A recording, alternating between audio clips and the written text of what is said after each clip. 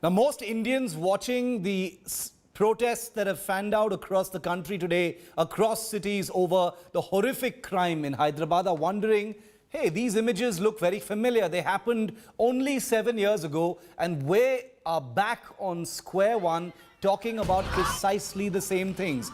Asking for stricter laws, asking for people to be lynched, if you can believe it, by members of parliament, people asking about the efficiency of police, people in the police force making absurd recommendations for how women should be safe. We'll tell you about that in a moment. You've got the young people of India 7 years later still on the streets demanding justice and wondering when crimes of this horrific, heartless nature can actually be put to a stop.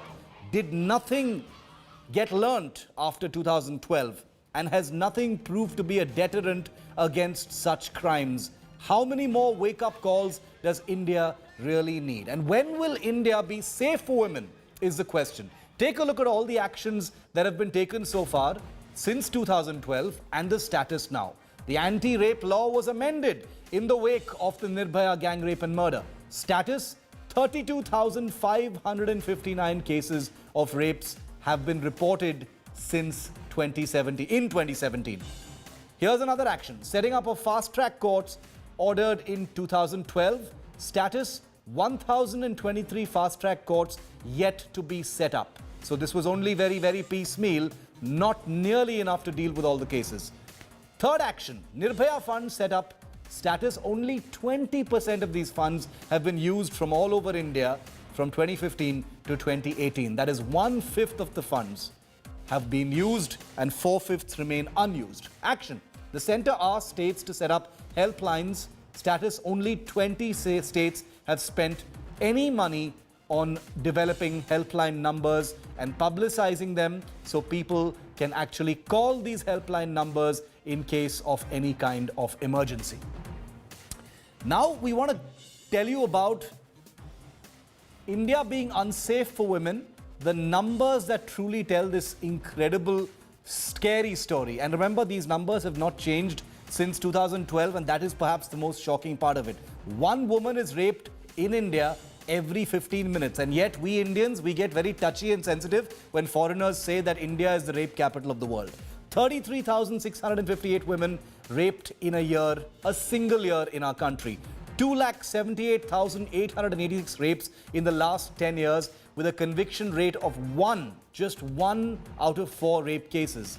In 93.1% of the cases, this is something that you may know already, the accused has been known to the victim. And these are all statistics that we haven't made up. They're from the government's National Crime Records Bureau in the year 2017. So these are horrific figures, a sense of deja vu and a sense of deep helplessness. Joining me live now to ask these questions. This is not a debate anymore, ladies and gentlemen, because there can only be one side to this debate. There is no yours versus my view. There can only be one view, and that is the view that India needs to be safe for women. The questions we have to ask now is, why have things not changed? Why have the many wake-up calls that happened in 2012 not proved to be deterrents? And what lies ahead for the safety of women? Joining us live, Yogita Bhayana is a well-known social activist. Neeti Jain is a spokesperson for the BJP. And may I tell all of our viewers that a representative from the TRS refused to be on our show today, because that's how politicians and people in the political sphere see social issues and the safety of women.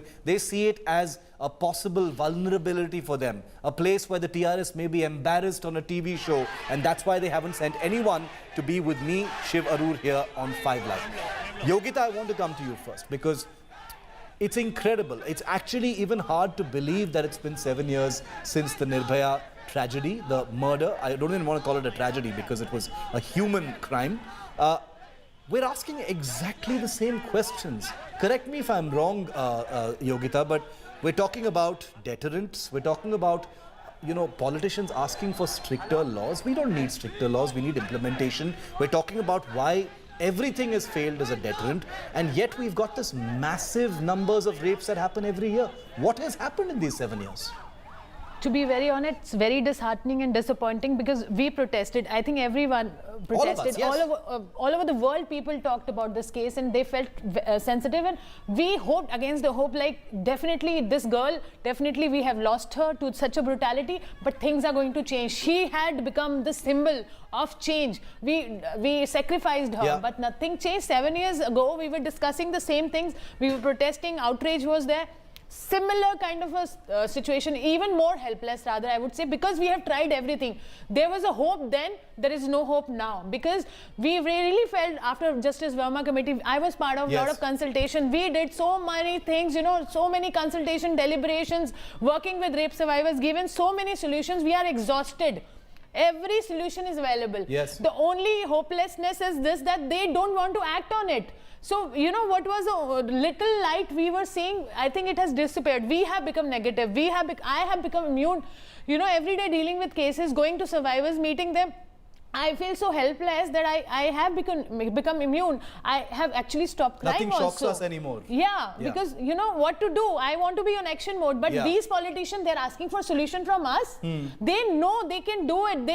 They are saying ye hona chahiye, wo hona chahiye. I mean, if they are saying ye hona chahiye, wo hona chahiye, I mean, who is going to execute it? They are sitting in the parliament.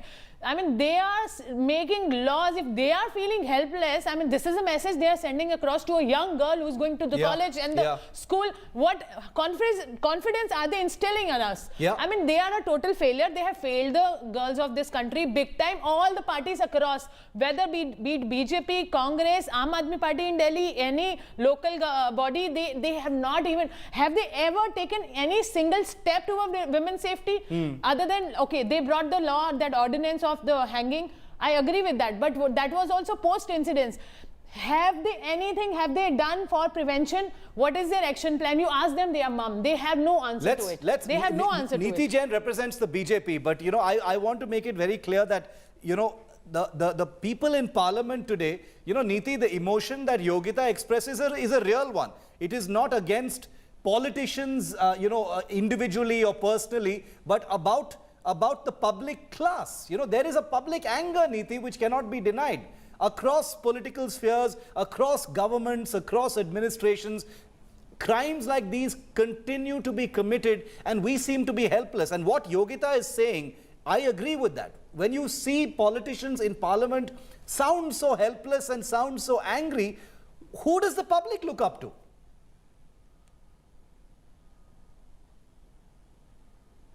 Okay, first of all, Yogita ji, I can completely understand what emotion you're going through, because I think all of us are going through that. I may be a part of the BJP later, but I am still a woman. Correct, and I think we've all gone through the kind of issues that we face as women.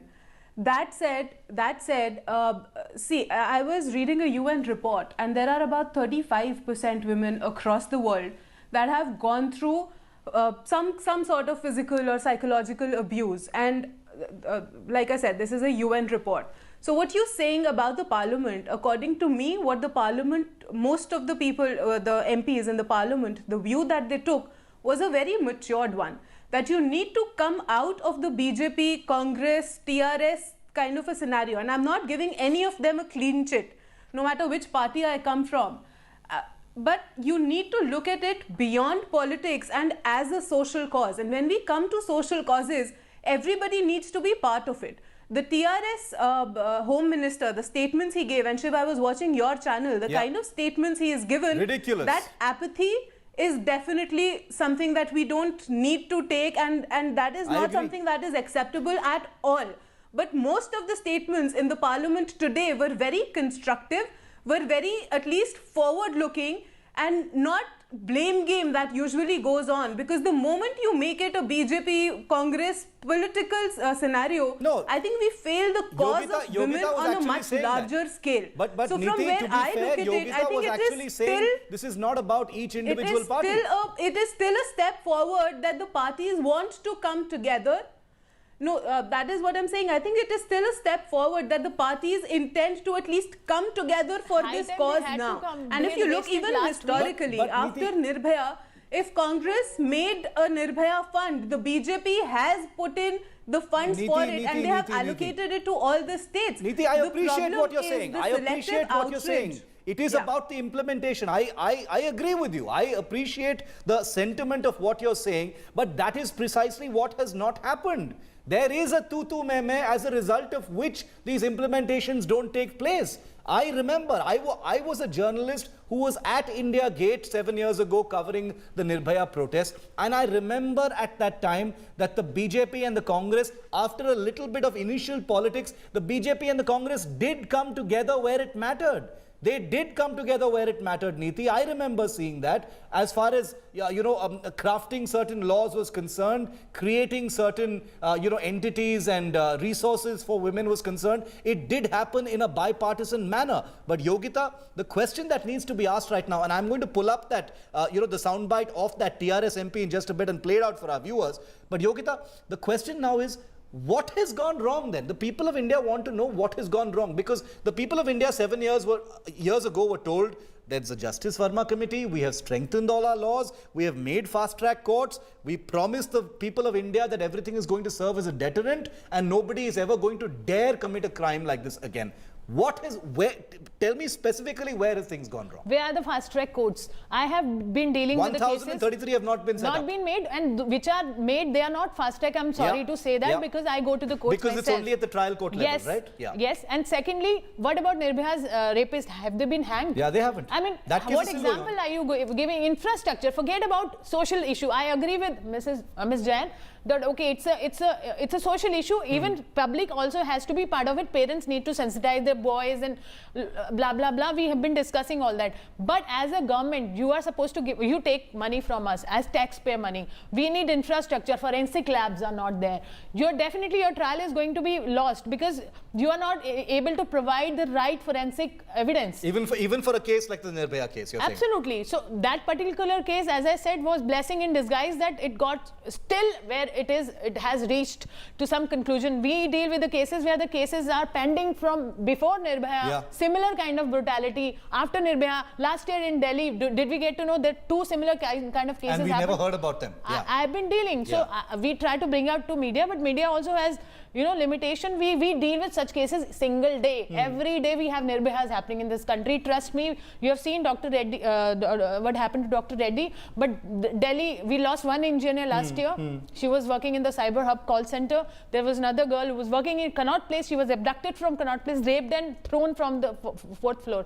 So we have cases go unreported. So what I'm just trying to say is that a real-time action has to be taken, which is we are losing that real time. We are losing the daughters every single minute. So real-time action has to be taken when there is a willpower in the government. Yes. I would like my Prime Minister to instill that confidence in me and speak something that, okay, I am doing this for women's safety in Mann Ki Baat, and I understand there is a social level and I want to address this. Where is the statement? Okay, I do remember that the Prime Minister has addressed this in the past, but the issue is now about implementation of what we already have. Because I am a very strong believer, Neeti, and I think you will agree with me on this also, is that we have enough tools. We have more. In fact, India suffers from an excess of laws. Absolutely. We have too many laws. It is about their implementation and enforcement on the ground, coordinating the prevention of crime. And like Yogita correctly said, there are larger issues like the education and sensitization of youth right from the day they're actually born. Since, Neeti, I'm coming back to you in a moment, but since you mentioned what the TRS and how the TRS was behaving at a time like this, take a look at the behavior of the TRS MP. This is typical of how politicians behave even on an issue of a crime that has affected people across the country. Take a look at this. That Telangana has even failed to use the Nirbhaya funds, sir. How do you justify all this? That on one hand, a lot is being said over safety and security of women. What exactly? What I have a lot of funds. I don't need funds from the center. Don't bother. I have funds which are there. If you want, you apply. I'll give you as you are a lady. Can you give a guarantee such an incident will not happen in your state any further? Can you give a guarantee, Would you sir? further take measures to ensure that safety and security of women? Any measure? Can you give a guarantee, sir? Such incident will not happen. Today I'll tell me what is the measure. I'll make you the DGP. Neeti Jain, we've heard very sober things said by, mostly sober things said by politicians. Of course, we had some, pretty disturbing aberrations from people like Jaya Bachchan and others. But mostly, I agree with you. There were mature things said by most of the politicians right now. My fear, and I believe me, understand what you mean when you say you're talking as a woman first and then as a BJP spokesperson, Neeti. So this is in no way to put you on the back foot in any way. My simple question to you is, are we going to see the same rhetoric and the same conversations in Parliament and outside until the next crime, or is something going to be different this time? Even asking that question, as you might recognize, is something that we've asked 7 years ago as well.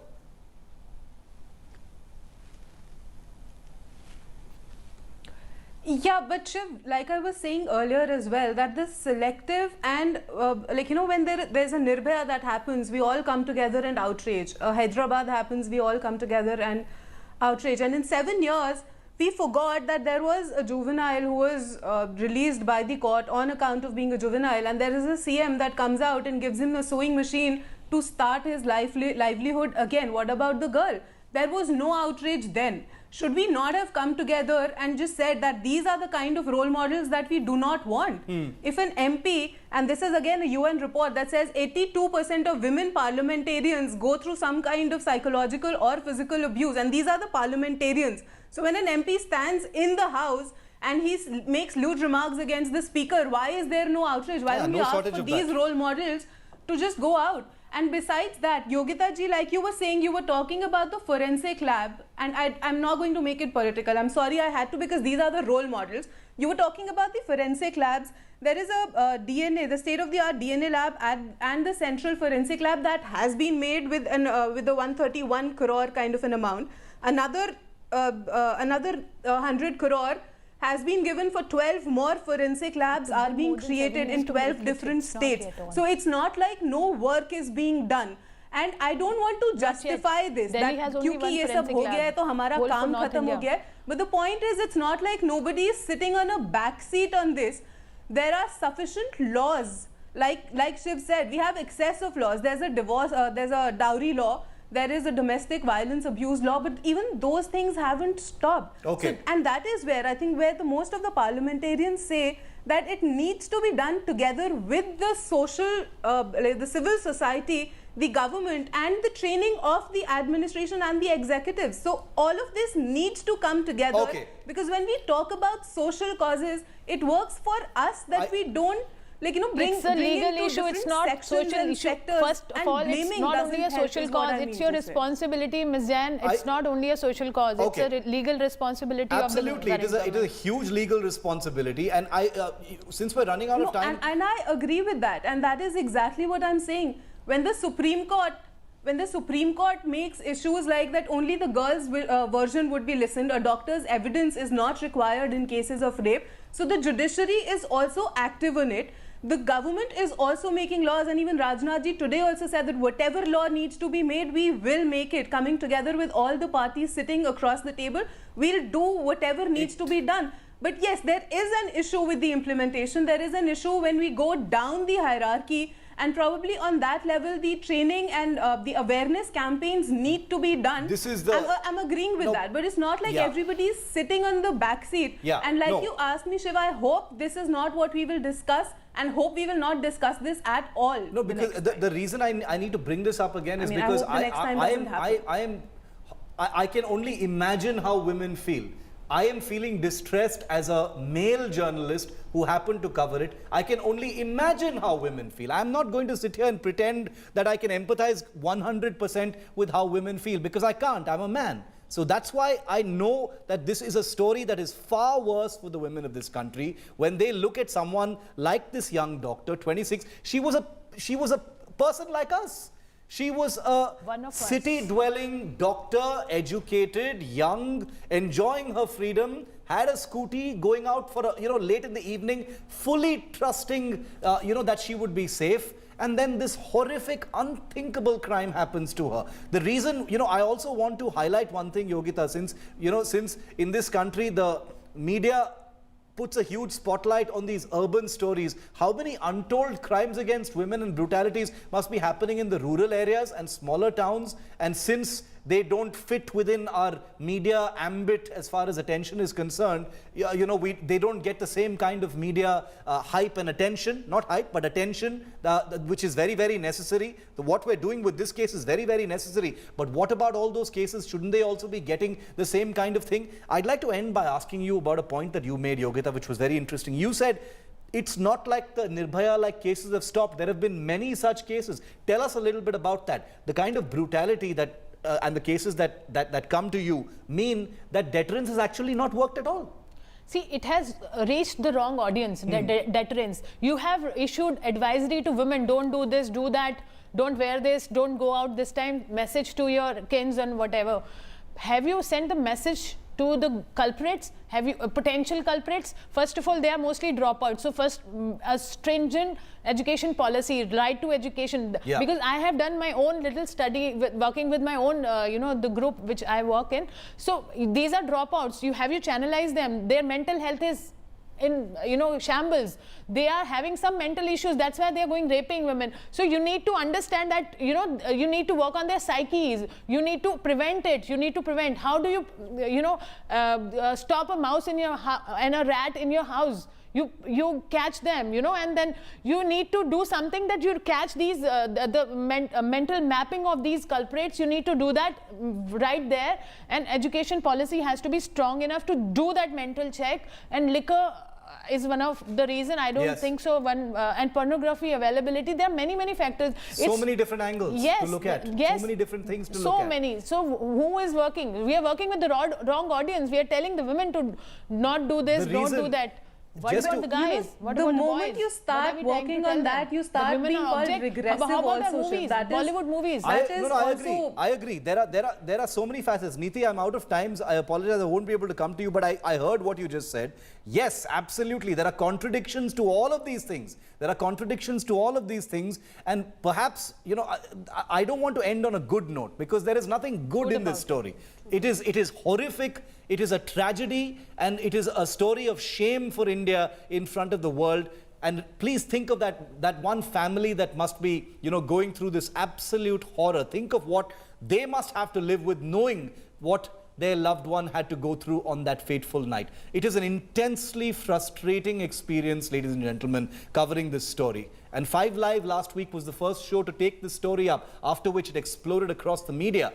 I'm only saying that because 7 years ago we did the same thing. We've asked the same questions. We've highlighted the same opinions. We've covered the same angles. Nothing appears to have changed. That's the tragedy. And that's the reason why, after this very short break, I'd like to thank both of our guests. We're going to stick with the story and ask even more hard questions of our politicians, including a shocking decision by the TRS. That's coming up right after this.